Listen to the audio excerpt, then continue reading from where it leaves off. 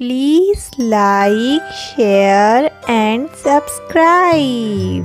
राजेश रामपुर गांव में एक छोटा सा ढाबा चलाता था। इस काम में उसकी पत्नी सुनीता भी उसका पूरा साथ दिया करती थी।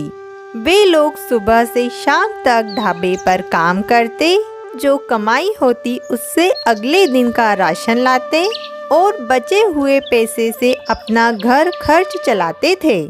इसी तरह दिन बीत रहे थे। अब गर्मियों का मौसम शुरू हो गया था।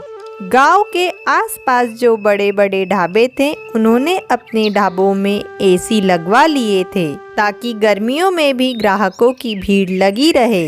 पर राजेश के ढाबे पर गर्मी के कारण कोई भी ग्राहक नहीं आ रहे थे और उन्होंने दूसरों के एसी ढाबों पर जाना शुरू कर दिया था। इस कारण राजेश की आमदनी न के बराबर हो गई।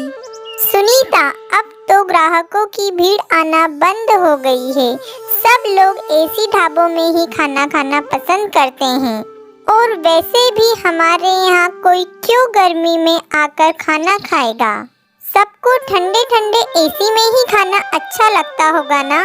और हमारे पास तो इतने पैसे भी नहीं है कि हम बड़ा सा और महंगा सा एसी लगवा सकें। यही बात तो मुझे भी खाई जा रही है जी। ग्राहक नहीं आते हैं तो खाने का भी रोज नुकसान हो रहा है। इधर राजेश के ढाबे के सामने एक बहुत बड़ा ढाबा था। उस पर ग्राहकों की भीड़ लगी हुई थी क्योंकि उसने इसी साल अपने ढाबे में 2 बड़े नए एसी लगवा लिए थे। क्या बात है राजेश, आज भी तेरे ढाबे पर कोई नहीं आया। तू ऐसा कर, अपने ढाबे पर ताला लगा दे। इतनी गर्मी में एसी के बगैर तेरे ढाबे पर कौन आएगा खाना खाने। तेरा ढाबा नहीं चलने वाला और तेरे पास तो इतने पैसे भी नहीं है कि तू मेरी तरह 2 एसी लगवा ले। राजेश और सुनीता ने सोच लिया था कि अब ढाबा बंद कर देंगे। सुनीता, ये दाल रोटी आज की बेच लेते हैं, कल से ढाबा बंद कर देंगे। कोई फायदा नजर नहीं आ रहा है। हाँ, मैंने जो दाल बची थी वो बना दी है और तंदूर की रोटी भी। उस दिन पूरा दिन कोई ग्राहक नहीं आया। सुनीता, मुझे लगता है अब कोई ग्राहक नहीं आएगा। 9 बजने वाला है। सामने विक्रम के ढाबे पर तो भीड़ लगी हुई है, तो भला कोई यहाँ क्यों आएगा। इतने में राजेश देखता है कि सामने विक्रम के ढाबे पर 2 जरूरतमंद पति पत्नी कुछ मदद मांग रहे हैं। भैया, मेरी मदद करो। मेरी पत्नी की तबीयत कुछ खराब है। हमें कुछ गुंडों ने लूट लिया। हमारी गाड़ी, हमारा पैसा सब लूट कर लेकर चले गए। हमें नहीं पता था कि इस रास्ते पर लुटेरे हमें इस तरह से लूट लेंगे। ओ भाई, यहाँ कोई खैराती धर्मशाला नहीं है जो तुम्हें मुफ्त में यहाँ रोक लूं। चलो जाओ यहाँ से। पता नहीं कहाँ कहाँ से चले आते हैं। पता नहीं कौन चोर उचक्के लुटेरे हो तुम। ओ छोटू, चल बाहर निकाल इन्हें। ऐसा ना करो, मेरी पत्नी की तबीयत सच में खराब है। अरे सुनो, अरे सुनो।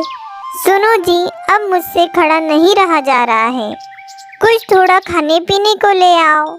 राजेश बहुत देर से उन्हें देख रहा था। वह उन लोगों के पास जाकर बोलता है, आप चिंता ना करो, आप मेरे साथ मेरे ढाबे पर चलो। राजेश उन्हें अपने साथ अपने ढाबे पर ले आता है। साहब, ये दाल और रोटी खा लो।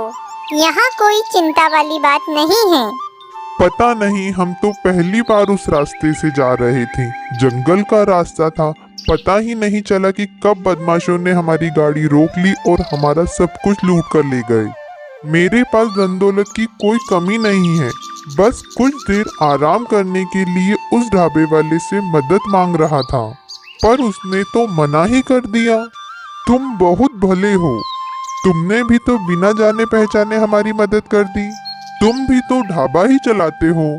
साहब, चलाता तो हूँ, पर आज हमारे ढाबे का आखिरी दिन है। हम इस ढाबे को बंद कर रहे हैं।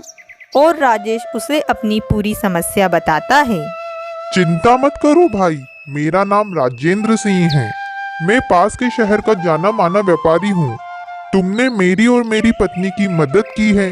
अब मैं तुम्हारी पूरी तरह से मदद करूँगा और तुम्हारे इस ढाबे को बंद नहीं होने दूंगा। तुम चिंता ना करो, मैं कुछ ही दिनों में वापस यहाँ आता हूँ और तुम्हारे इस ढाबे को पूरा एसी ढाबा बनाता हूँ। राजेश और सुनीता की खुशी का कोई ठिकाना ही नहीं था। राजेश ने जिस तरह से इन लोगों की मदद की, उसी तरह से भगवान ने राजेश की भी मदद की। कुछ ही दिनों में राजेंद्र सिंह अपने खर्च से राजेश को नया एसी वाला ढाबा बनाकर देता है, जो देखने में किसी 5 स्टार होटल से कम नहीं था। अब राजेश के ढाबे पर लोगों की भीड़ दिन ब दिन बढ़ती जा रही थी। राजेश का ढाबा दिन दुगनी और रात चौगनी तरक्की कर रहा था।